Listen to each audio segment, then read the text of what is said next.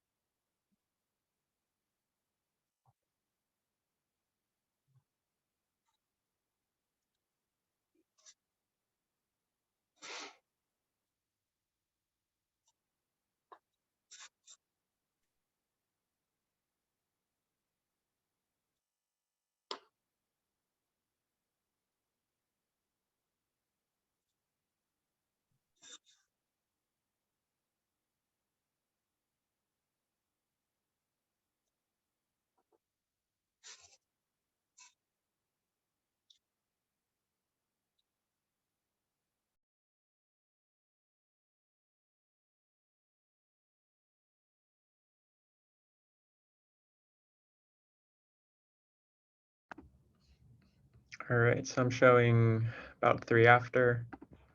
My name's Spencer. I'll be facilitating today's meeting. So I'll be sharing this doc and any links that we talk about. If there's anyone who hasn't filled in the attendee list, feel free to write your name. If you don't have access to this document, there's a scorecard dev Google group that you join to get access. Just let me know. I can find the link. So the first step is usually to see if we have any new members that would like to give a brief introduction. It's optional, but if you feel like it, feel free to give a little introduction.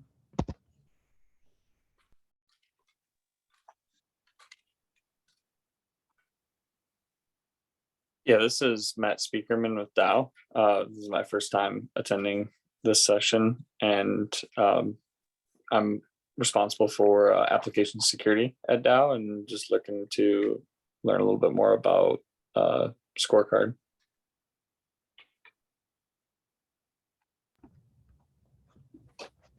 Nice, welcome. My name is Lior Kaplan. I'm first time here, and I'm also going to present. I think I'm also the first on the agenda. I'm the open source program manager for Checkmarks. Checkmarks is an application security company, and we run an open source project named Kicks, as in keep infrastructure as code secure. And that's also the first topic on the agenda. Nice, yeah, thanks. So usually we go through the project and individual updates first. So Brian, if you wanted to talk about the OpenSSF budget support. Yeah, I wasn't sure if that was the right place, but I did want to get it out because it's a little bit of good news, actually. And first, let me preface with we're having a bunch of conversations at the governing board and TAC level about focus for 2023 and really increasing our focus and our balance of attention and budget where possible, and making some staffing decisions around really trying to bring together all the software tools that are underneath the OpenSSF into something like a cohesive suite of tools. Call it a tool chain or something like that, but build on scorecards, build on SigStore and other things, and create something that is great stuff that people embed into all of their other tool chains and systems and that kind of thing, just by default, right? And so As a part of that, we've received, well, actually not entirely directly related, but as part of just a bunch of the conversations we've had, one member of the OpenSSF, one corporate member of OpenSSF, Amazon Web Services, want to give them full credit, has made a targeted donation. It's not a directed fund. It's not a separate corporate structure. It was simply a donation to OpenSSF with a bit of a nod towards the work that this community has been doing, that Scorecards has been doing, to really reflect the fact that measurement of risk in open source code is a really important thing to do and do objectively and get right. So that donation was $500,000, so minus our G&A of 6% is $470,000 that we'll be able to put to work starting as soon as you'd like, but really ideas over the next year to in targeted ways to do the kinds of things that would help move the project forward, whether that's custom engineering or paid for contract development or services work, stuff behind the scorecard API. Frankly, I think it would also apply to aggregating scorecard in with other measures, other objective data to help the broader stream to risk dashboard kind of question as well. So it's not terribly defined or scoped, but it is something that was with a nod towards the work that this community is doing. So give us a little bit of time to figure out what the appropriate process is. I do believe the TAC, OpenSSF TAC will want to weigh in on how that budget is distributed, especially for the larger ticket items. But I think we can start in this community, in this working group, thinking about ways to effectively put funds to work to move the project faster than it otherwise might. So Merry Christmas. Yeah, that's a very nice December news to have. Yeah.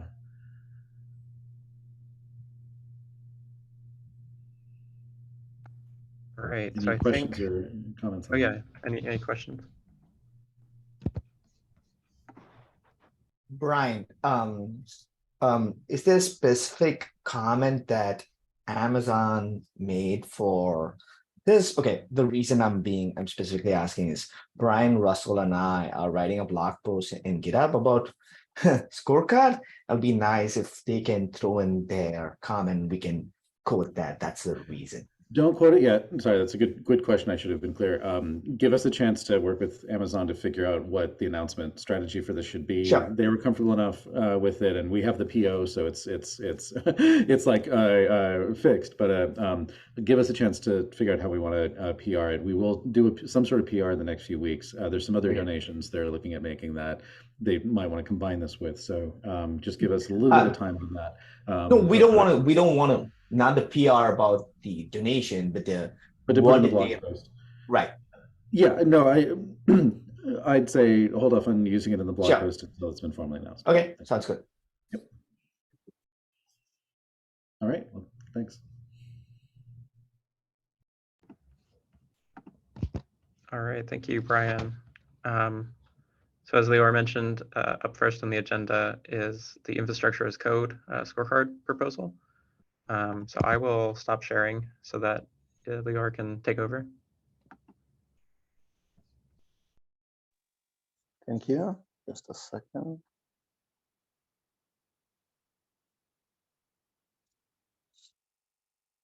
Okay. So hi everyone. I'm glad to see you in this meeting.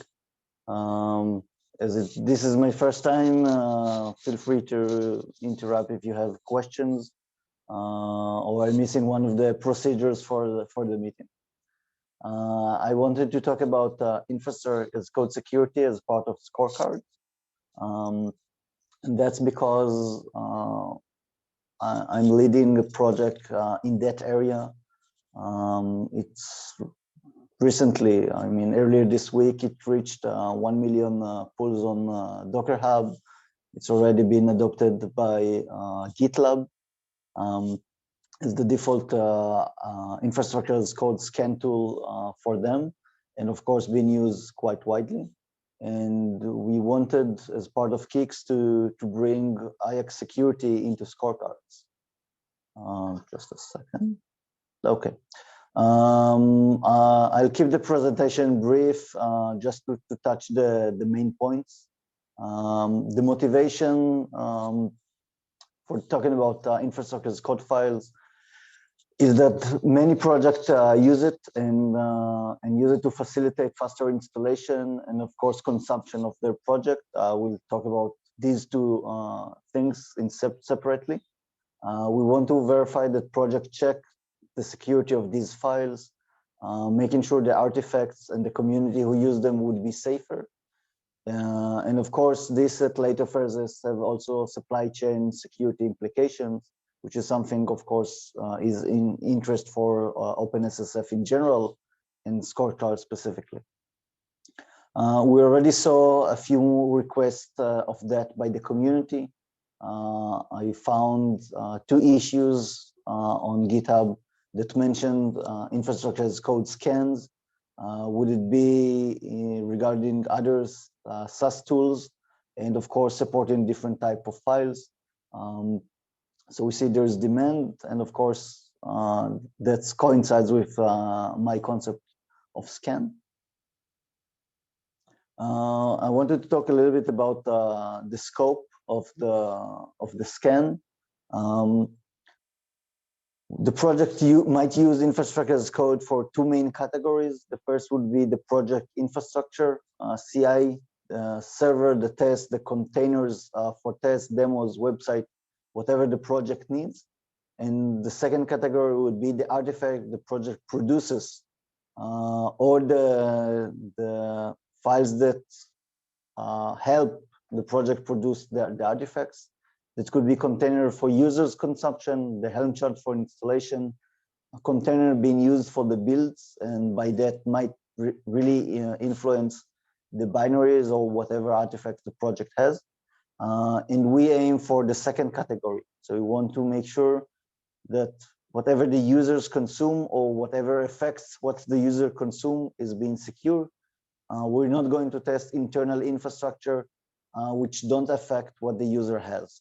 Okay, that's quite important, both because of scope and because the internal servers which don't affect the artifacts might have a lesser effect on the users. We wanted to offer a few phases of the check. There's actually 3. The third is on the next slide. What we wanted to do is first detect if a repository have infrastructure as code files, and then check if there is a security check in place. We want to warn users in case those files do exist, but there isn't a security check in place, which is something similar to what we do with dependencies and composition analysis tools. Still not talking about the result of that security check. Phase 2 would be to actually score based on the result of the infrastructure as code security check. For example, scoring each critical result as 2-point reduction from 10 to 0, and the high severity results as 1-point reduction, ignoring completely from medium, low, and informational results in such a security check. The third phase, which will probably be somewhere in later this year, of course, this proposal get accepted, would be to extend the checks into GitHub Actions and workflows. That's a feature we plan for kicks probably for Q1. So we just want to give it as part of the roadmap, but it's still not an implemented feature. Scorecards already today have some interest in the GitHub action and workflows, and I think talking about not only their existence, but also their security would be a nice addition to what Scorecard can check. Just to give some reference, as I mentioned earlier, Kix is being used by GitHub itself, which has about 4,000 stars on their own platform, which is, of course, quite popular. It's being used for another 2 example repositories, Red Panda, which uses them for a few of their projects. I just gave the main one.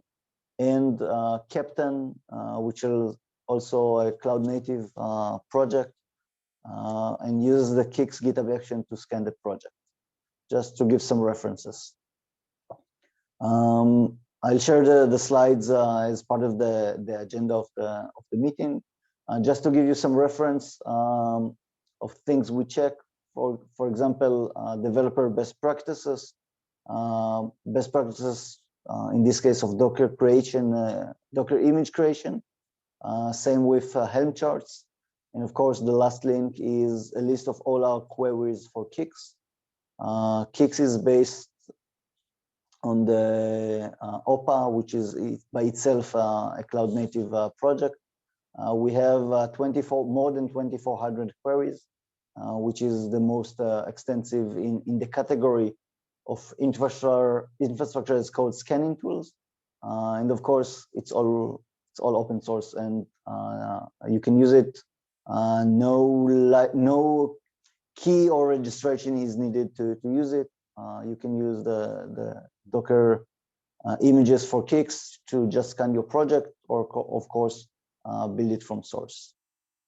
I'll be happy to take questions if you have.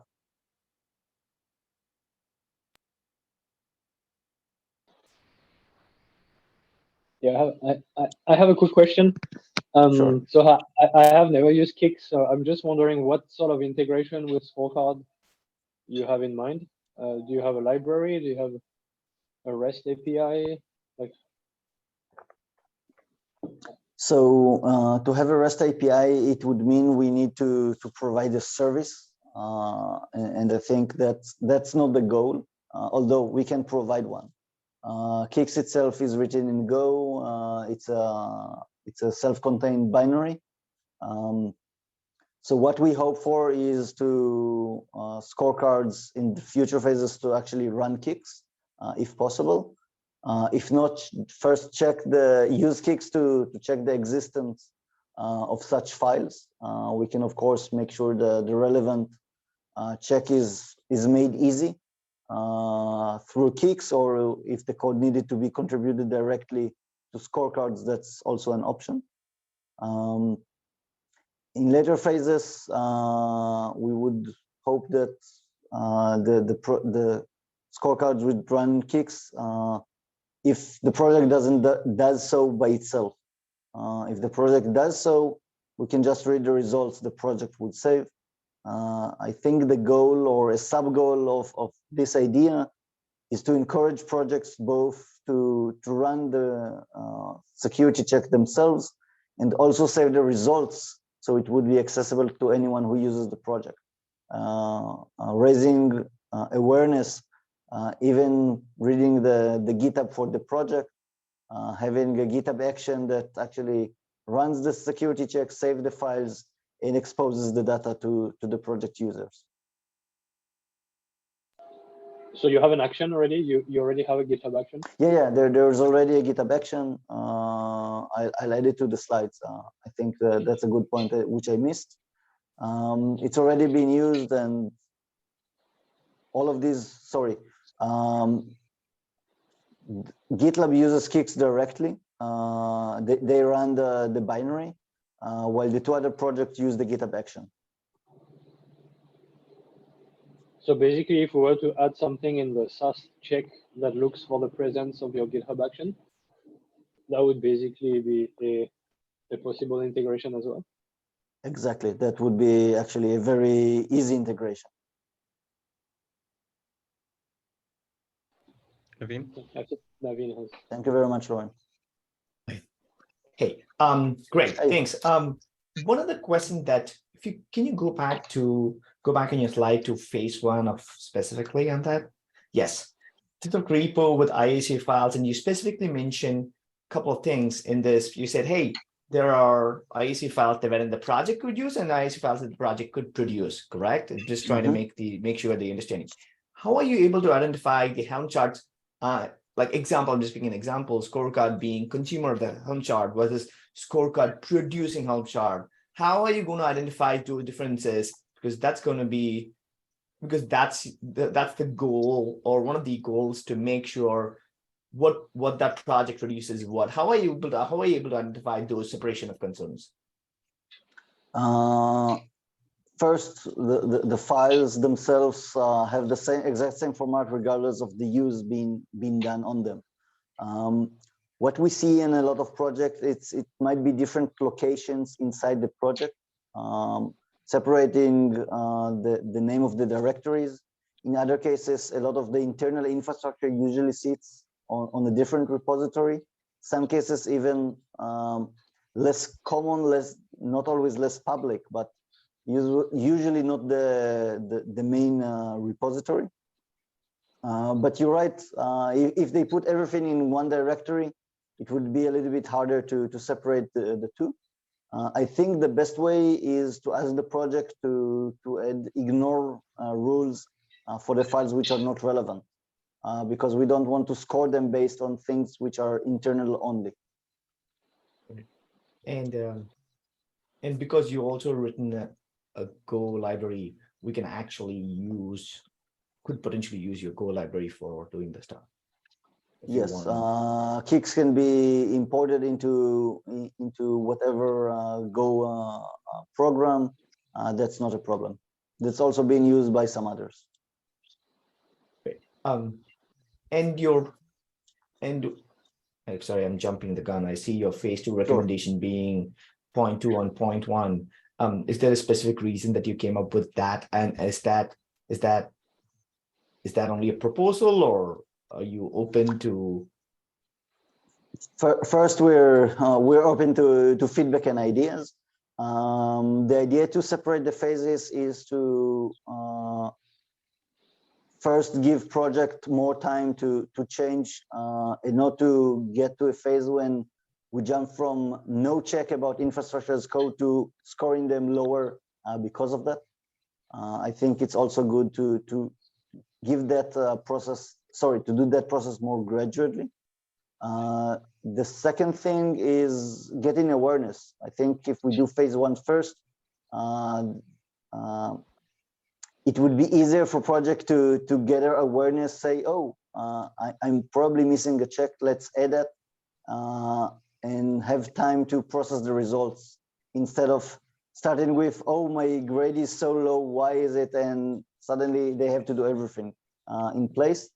My guess that would be easier. If you guys have a feeling to do step 1 and 2 together, I'm all for it.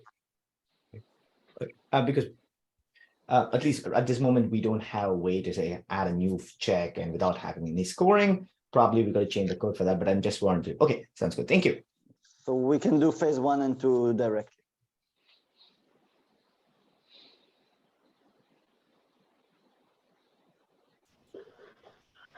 Raghav, did you still have a question? Yeah, thanks, Leora, for the presentation. I think it was pretty to the point. Yeah, so like my question was about there are like some checks that Kix has for supply chain security issues, so like dependency pinning, and I was wondering if there was any like if you had thought about any integration there, or like you have any recommendation there on things that could be interesting for us to explore. Yes, we have a side note. Checkmark has a supply chains research team, which first monitors a lot of the relevant repositories. One of the things the team do is also releasing proof of concept of some of the checks. Some of the checks to problems they noticed. We can incorporate them to things which are relevant on the GitHub repository, both on categories like if the project might have type confusion, or could be someone could hijack the name of the project because it was renamed in the past.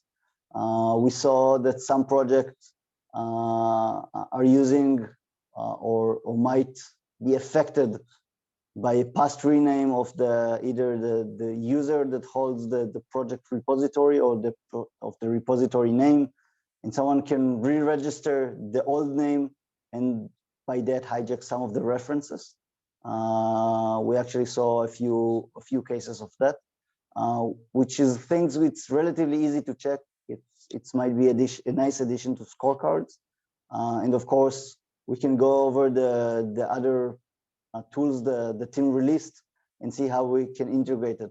It's not necessarily only infrastructure as code, but I think that would be a nice addition. Regarding supply chain security with infrastructure as code, I think it would be interesting to also follow on the containers the project produces. Make sure we aware what are the official images, and in a lot of cases it's might be confusing. Usually when I talk about such problems, I give an example of Min.io. Whenever you search for a Min.io container, you find a big number of results on whatever search you do, would it be Docker Hub or any other search engine. And it's not always clear which is the official Docker image of the project and what is something other vendors create, some of the big vendors. And I think it would be interesting to tie the result of the official container to the repository, making sure we scored also based on that. But that also requires, in a lot of cases, a tool to not only scan the infrastructure that creates the container, but scanning the container itself, which is another way to extend scorecards. But tying all the different parts of the artifacts to one location and scanning all of them might be quite important for supply chain security. Yeah, cool, thanks. I think those are like definitely interesting avenues to look at, particularly if there's a library. So thanks. Yeah, that was my question. Gladly, we'll be more than happy to help you on that approach as well.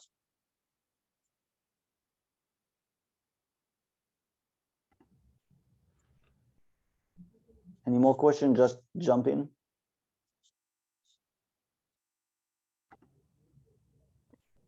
I have a question. So is your initial, like, if at least looks like, is your next steps in your thought process to get to, if we agree to start doing some PRs? We'll be more than happy to help. Both we contributed some of the code. We'll of course need some guidance from the core team. Obviously, you know Scorecard better than newcomers. Will we gladly help with creating of those? We have the Kicks team ready and willing to help. I'm going to speak for myself. I'm not going to speak for the entire team. I would say first, Sure. Write an issue as how and what, and then people can also read through it.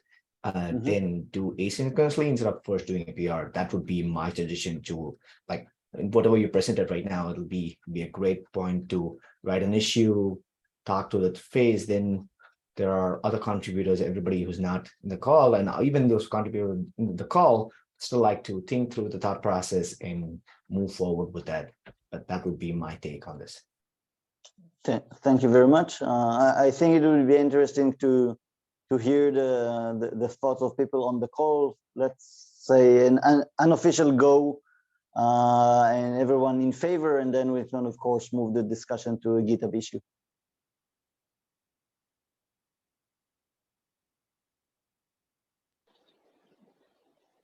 Sorry, what was the question? An official goal, you said? Sorry.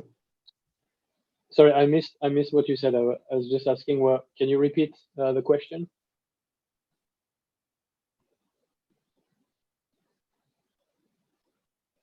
I think his question was does anybody object or reject the idea, or do we have at least a buy-in? Again, I'm not speaking for, I'm just trying to summarize what he mentioned.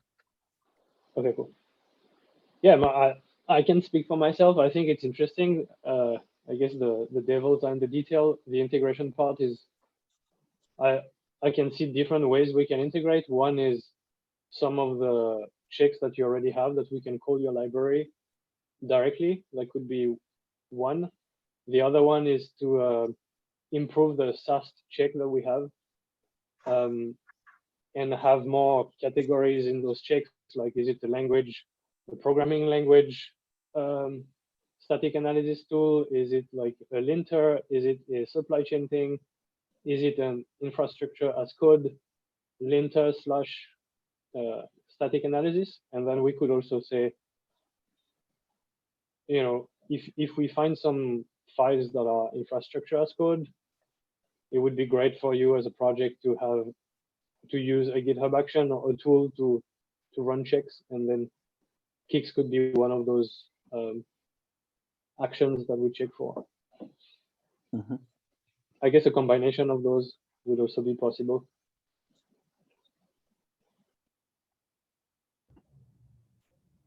Yeah, my view is similar to Laurent's, where I think it's something where if you have infrastructure as code checked in somewhere to your repo, it makes sense to be using a scanner. And I think a lot of the discussion will come into how it gets integrated into Scorecard, whether as a check of its own or part of an existing check.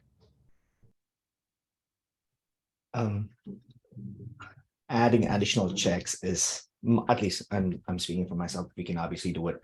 I would rather have this in SAST because we already have about 12, 13 checks, unless this happened to be a large category all by itself.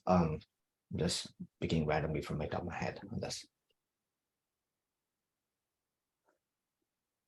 So I think that in phase one, putting that as part of the SAS check makes complete sense. When we extend to phase two, I'm not sure where the balance to where it would evolve to create a different category. That's my gut feeling. I think all of this, it would be better if we go through the issue and discuss that instead of doing it in a call. That would be my suggestion. That makes complete sense. Thank you. Will do. Yeah, in the issue, if you could also list the sort of features that you have, that would help, because not everyone is aware of all the features you have, like, you know, supply chain, not supply chain. That'd be cool. Okay. And also, like, again, probably we'll have to go read that, at least on things like specifically, like, how do you, like what Raghav asked, how do you figure out the Helm chart, like, because that's going to every repository. How do you make sure they're pinned on what it is, and how are you at least some links to your docs so that we can read through and understand that would be great. Okay, I'll add the references. Cool, thanks. Thank you very much, guys. Yeah, thanks again, Leo, for presenting. Thank you. Yeah, if you could make sure the slide deck link ends up in the agenda notes, that would be helpful. That will be in 2 seconds. Sure. Okay, cool. Thank you so much. Gladly. All right, so I should have the agenda up again. So Jeff has a document for Scorecard UX for annotations. Jeff? Yeah, I'll go ahead. So I think this shouldn't be a surprise to anyone, but you know, we've been talking about scorecards, scorecard being used in multiple ways. Like in one way, in kind of the first paragraph here, the background is like you want to compare two different projects that you don't own. In that case, as by design, scorecard is opinionated on, you know, what should be turned on, what should be turned off, what correlates to what score. That way, when you see two different scores, you know that those are like fairly calculated, and higher score on one project means it's more secure, essentially. But another really great use case for Scorecard, and one that we recommend with the GitHub action, etc., is for you to run it on your own project. In this case, you know, yeah, you see what the public score would be, like if you if your project's a 5 and you run Scorecard, you get a 5, right? But maybe you don't care about some of the checks, or you don't care about some of the findings, and you want to continue to use Scorecard as a tool to monitor your project for regressions or anything else like that. So in this case, and what we've seen people ask when we ask them to try Scorecard is that they want to be able to configure the checks, whether that means ignore a particular finding, or ignore, like turn off a portion of a check, like a whole rule, or completely disable a check and just give me like the score without that check, for example. So in this document, I attempt to cover like those use cases that I'm describing here right now, and then how these are going to take in things that we're going to call annotations and configuration. So yeah, if you can scroll into the definitions, annotation there is a like a comment that you would put on a line. So for example, on the pin dependency check, you could say ignore this line. I know this is an unpinned dependency, but I'm okay with it. Similar thing for like a dangerous workflow or something like that. And then configuration would be a file, not an annotation, be a file, let's say Scorecard YAML, where you put settings for checks. So for example, like in the binary artifacts check, you could put a setting to ignore a particular file. Or yeah, if you can scroll down to the configuration there, you know, for the fuzzing or the vulnerability check, you might say like, ignore this vulnerability that's being found. It's bogus. So therefore, and then I have some user journeys here. So one is I want to run it on my own project. So I would want Scorecard then to take into account these configurations that I set in my own project in that Scorecard YAML file, or the annotations. So in this case, I want Scorecard to show me like my beautified score that is all the things I don't care about removed. Same thing with the GitHub action. You would kind of want to see like your code scanning alerts in GitHub reflect your annotations and your configuration. But we still need to support the other, you know, the main use case or the other use case of Scorecard today, as I want to run it against somebody else's project. So we need to have the right command line options or default behavior to ignore config and annotations. These things you might not trust that the other project is using them fairly. You know, somebody could just set their config to turn off all the checks that they don't like, all right, and then give themselves a 10, which isn't really what we want. So we need to have the ability to see what the raw score is, or the score without the config. And similarly, All-Star uses Scorecard as a policy. So as an org owner, you'll want to run Scorecard on all the repos in your org and get issues for those. And you may not actually trust by policy like your individual repos in your org. So you want to be able to allow or not allow annotations or config on each individual check that's run on all the repos in your org. So one thing I'm not covering here on my proposal or in this journey is what are we going to show online or in the README badge? So, you know, we could take into account some of the config or none of the config. I think that's another topic that we'll cover later. So if you want to scroll down, I have a chart. Yeah, here. So I'm trying to kind of cover for each check and figure out what would be the annotation or config. So I did a first pass on all the checks. So like token permissions, you know, you could have annotation say ignore this line where I'm setting this token permission. Or like in branch protection, you might decide I want to allow admin override.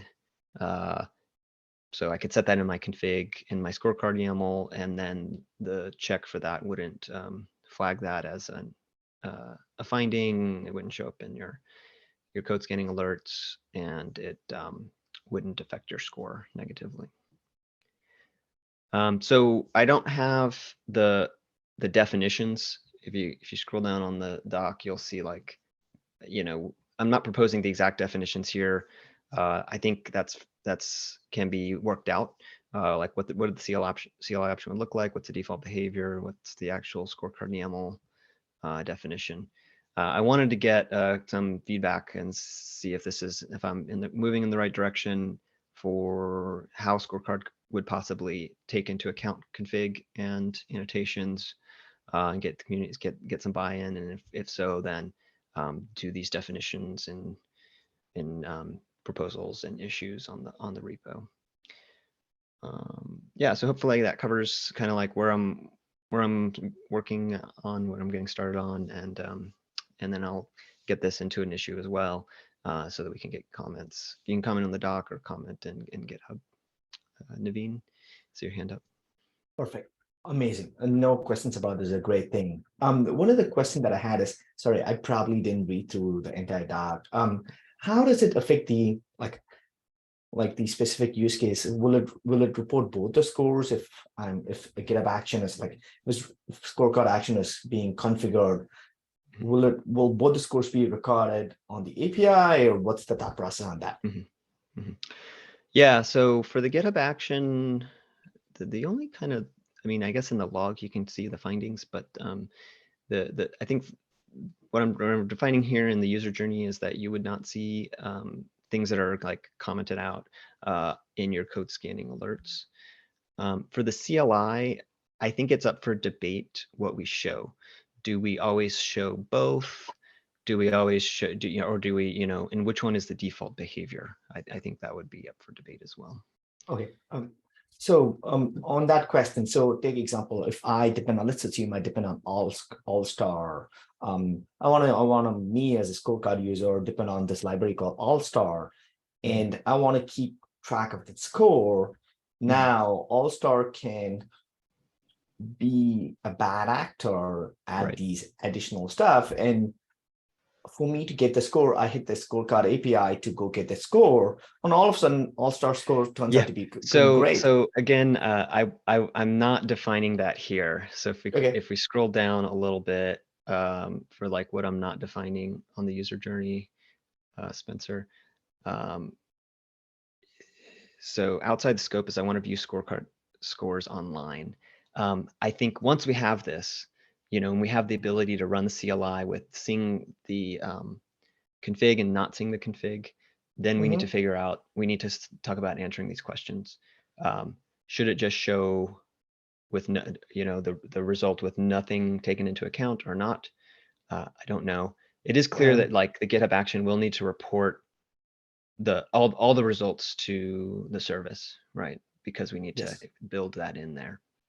Right, because if you're going to provide the API, and how do I trust? Because anybody can be malicious. Yeah, and same thing with that README. Like, what do we show there? I don't know. Sure, right. Oh, right. At least my opinion, README is like, yeah, right. But at least like if I'm building, because I'm like, everybody's trying to use, or people are trying to use Scorecard as an API, they want to trust it, and that's one thing. That's my only. I think we should talk about that, because this is a great thing, but if we don't decide if we decide either way, that should be a point that I would like to talk about, just to make sure that we are. Yeah.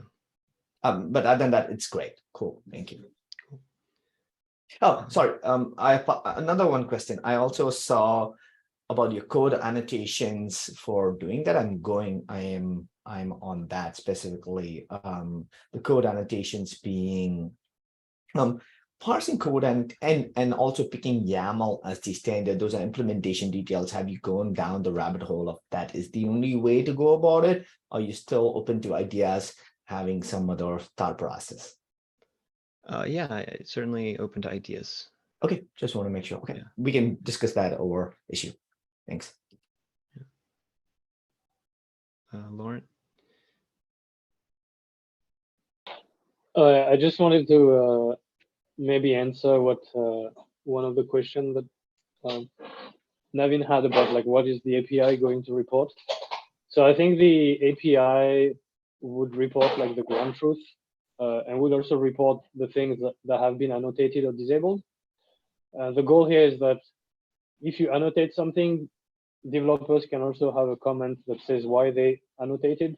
And so that can be reported in the overall results. That would be the ground truth through the API. And someone who wants to then, understand why they are not pinning, maybe can just, we'll be able to provide like file names so people can just click on it and see why in the code, or like even report like the intent directly in the scorecard results. So the score wouldn't change, but we would give the opportunity for consumers to look at if something fails, or why does it fail, or what's the reasoning from the maintainer's point of view. Sorry, I have a question on that. Sorry, I know I'm going down this. Will it report both scores? Is that your thought process? No, I think it would be the result would be like the ground truth results. Okay, sure. Okay, that's good. Okay. Spencer? Yeah, I was just going to say that people have expressed in the past having this sort of customizability. So I linked an issue in the things basically about being able to specify custom weights or ignoring checks completely. So I think as a feature, it makes sense, but reiterating what Naveen and Laurent have saying, just keeping the API unopinionated, or if we do have an opinion, it's our own scoring that has been the status quo. But just giving people the ability to configure it for their own uses without impacting everyone else sounds great. Great. Yeah. Should I go ahead and just, if that's our idea here is that we absolutely don't want to take any annotations or config into account on the API results. Should I go ahead and put that in the proposal here that we're going to essentially just, we would ignore it? I would so say it depends yes. what you mean by ignore. If you mean On ignore scoring? we can report the results with the annotations saying that we found this and it was annotated out by the user, and here's where they annotated, and you might find the reason why they did that. But it wouldn't. So depending on what you meant, I guess that's what Naveen meant. Yeah, I It's mean not gonna for like change the scoring. Yeah.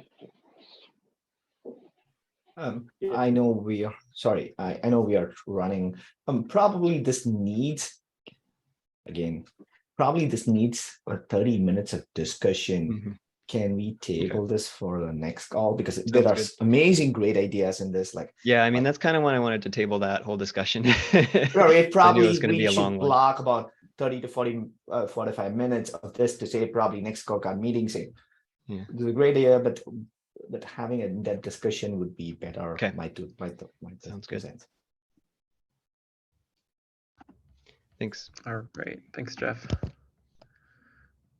All right, so next was just something that got brought up through a issue that was filed where a repo wasn't getting results from a security policy they had defined due to a Git attributes file, which essentially says when I'm exporting my repo to a tarball, what do I want to ignore? And it has some effects on how Scorecard can evaluate a repo, seeing as right now the code downloads the tarball and extracts it. So anything that's not in that tarball isn't available for Scorecard's analysis. So we've previously talked about GoGit, which is a Go implementation library for Git. So one alternative would be downloading or cloning a repo through that dependency. So I know Naveen in the past has expressed all of these open security advisories, but the code is constantly, at least over the last few weeks, getting improved. So all those advisories have been resolved. There's still no issue or new release cut, but I think evaluating how we want to sort of tackle this is something that we should look at. And I can open an issue to discuss this, just keeping an eye on time in terms of this meeting. But it is just something I wanted to mention because it has the implications of like a repo being able to be malicious in terms of what they hide from Scorecard, whether that's binary artifacts, dangerous workflows, that sort of thing.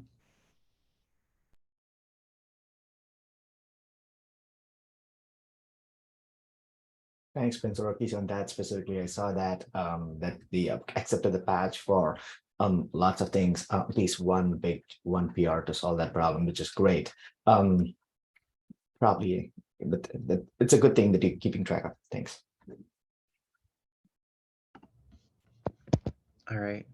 So yeah, I'll follow up with an issue so we can have an async discussion offline.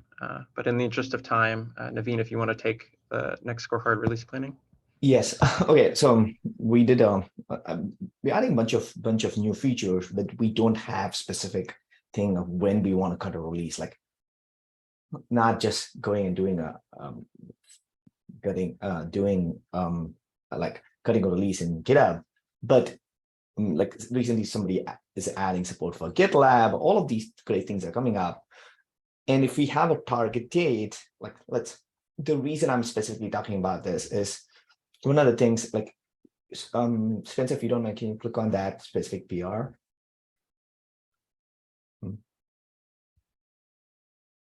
Yeah, this is a PR that I want to resurrect. This was using prior to API.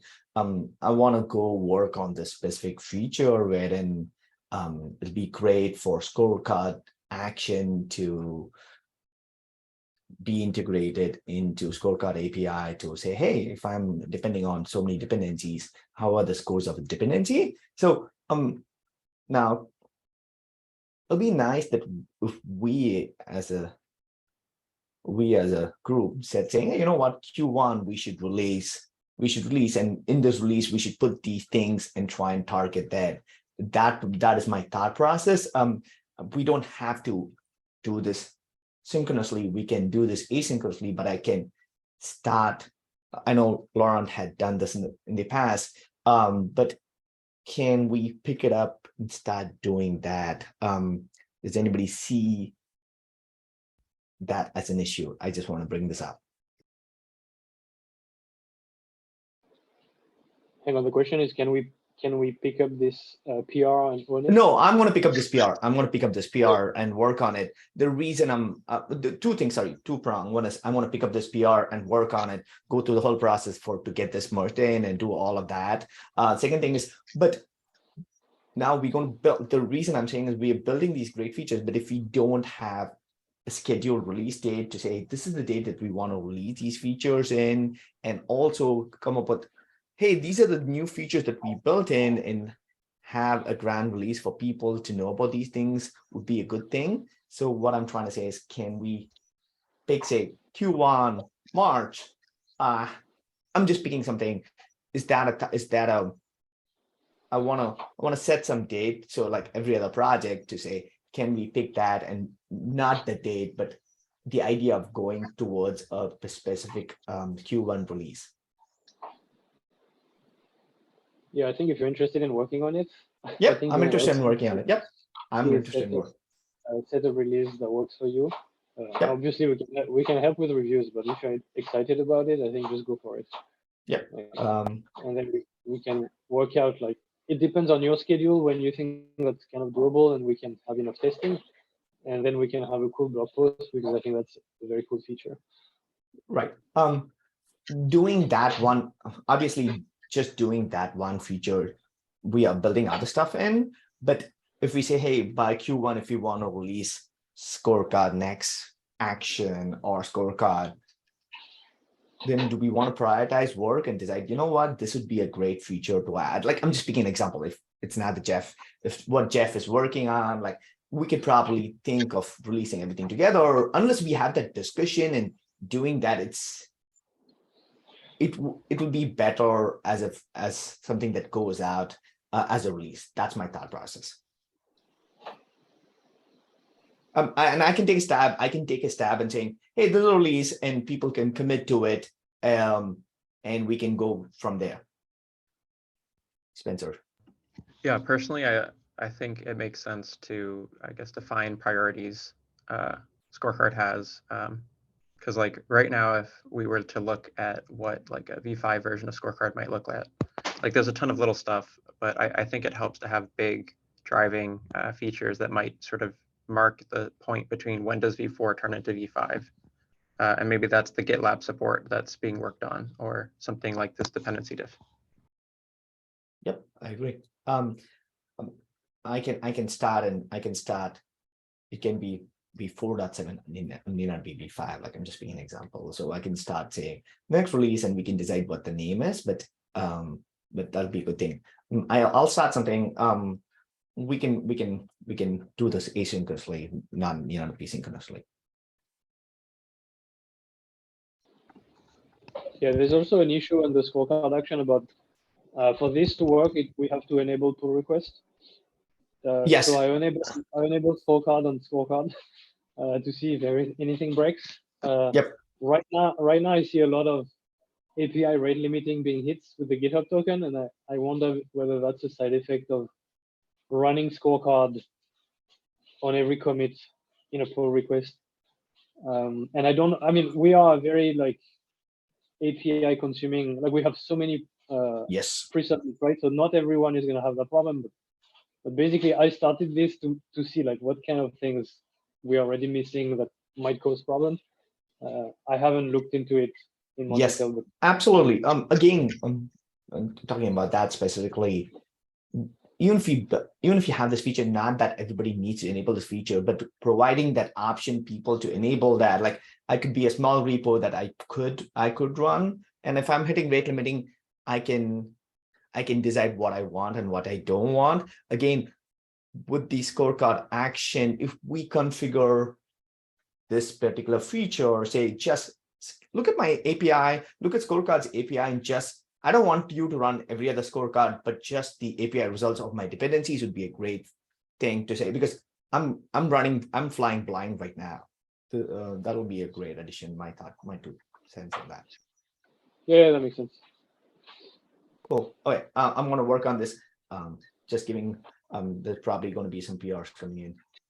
That. All right, thanks, Naveen. So we are coming up on time. Carolyn, is this, I guess, how long of a point does it make sense to discuss it in the next meeting, or did you at least want to draw attention to it? Yeah, I just wanted to draw attention to it real quick. We could do the actual discussion in the issue itself, but I want to say last month or the month before, I brought up the topic of scorecard scan between 2 releases to see if it's something that you guys, the maintainers, would be interested in. Some variant of it. Last time I brought it up, I think there was the concept of releases isn't really there for scorecard. So there's maybe the possibility of maybe scan between 2 commits. So overall, I want to know is there some version of this scanning between commits, perhaps tags, releases that would be beneficial? Does it fit within your vision?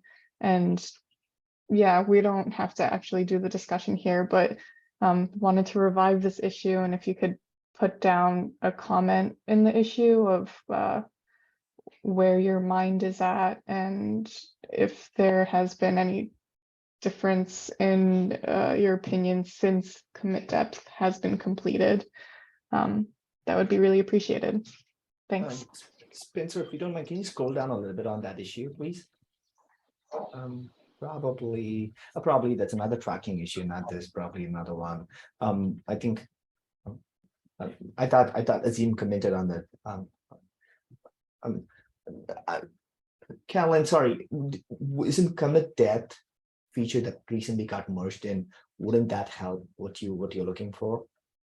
Yeah, it definitely helps, and I would say that like this work would be using the commit depth feature and the work done there, but this would be just a consumer level change that you could, put in the release A and release B and then get the results of the scan between those 2 releases, rather than having to do the math of, so we have this commit and like X commits back equals like release 1 to release 2. So it's underlying, it would be the same thing, but this is just like a user level change. difference.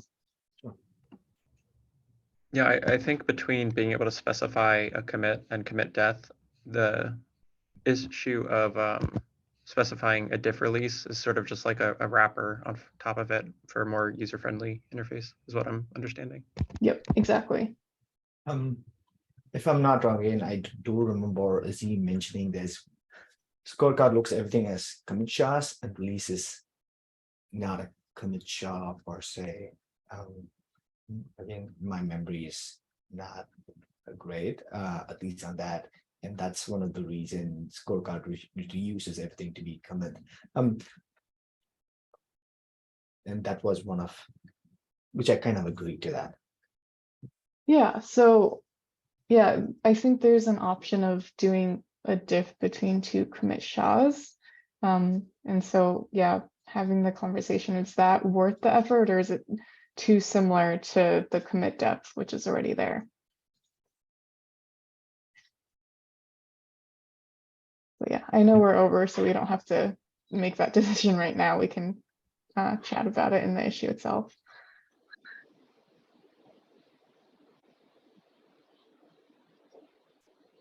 Yep, that's all I had. All right, thanks, Carolyn. All right, so that brings us to the end of our time. We're over a few minutes and agenda, so feel free to comment on these issues that we've discussed today. And then our next meeting, I think it's December 15th, where we're starting to get into some of the holiday. So we can discuss if it makes sense to have a meeting, and if anyone wants to facilitate, I'll be around, but obviously anyone's welcome to facilitate in 2 weeks.